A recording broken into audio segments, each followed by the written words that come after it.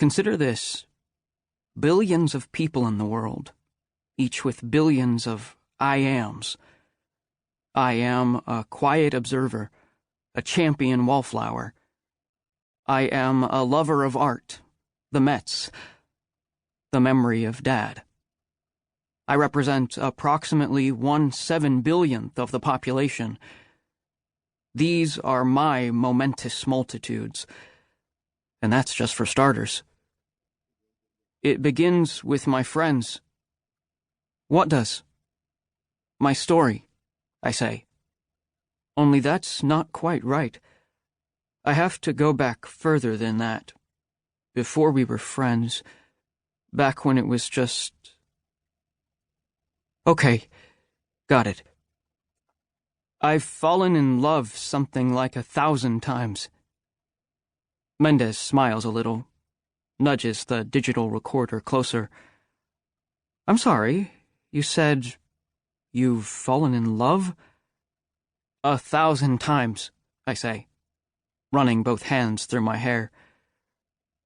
I used to think love was bound by numbers. First kisses, second dances, infinite heartbreaks. I used to think numbers outlasted the love itself, surviving in the dark corners of the demolished heart. I used to think love was heavy and hard. I don't think those things anymore. I am a super racehorse. You're a what? Asks Mendez, her eyes at once tough and tired. Nothing. Where's your uniform? She wears a tweed skirt with a fitted jacket and flowy blouse. I quietly observe her brown eyes, very intense, and, were it not for the baggy pillows and the crow's feet framing her features like facial parentheses, quite pretty. I quietly observe the slight creases on her hands and neck, indicative of premature aging. I quietly observe the absence of a wedding ring. I quietly observe her dark hair, shoulder length, with just a lingering shadow of shape and style. Parenthetical, slight, absence, lingering. The momentous multitudes of Mendez, it seems, are found in the hushed footnote. Technically, I'm off duty, she says. Plus, I'm a sergeant, so I don't always have to wear a uniform. So you're the one in charge, right? I report to Lieutenant Bell, but this is my case, if that's what you're asking.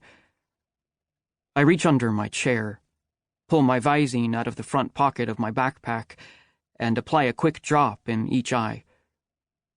Victor, you've been missing 8 days. Then this morning you and...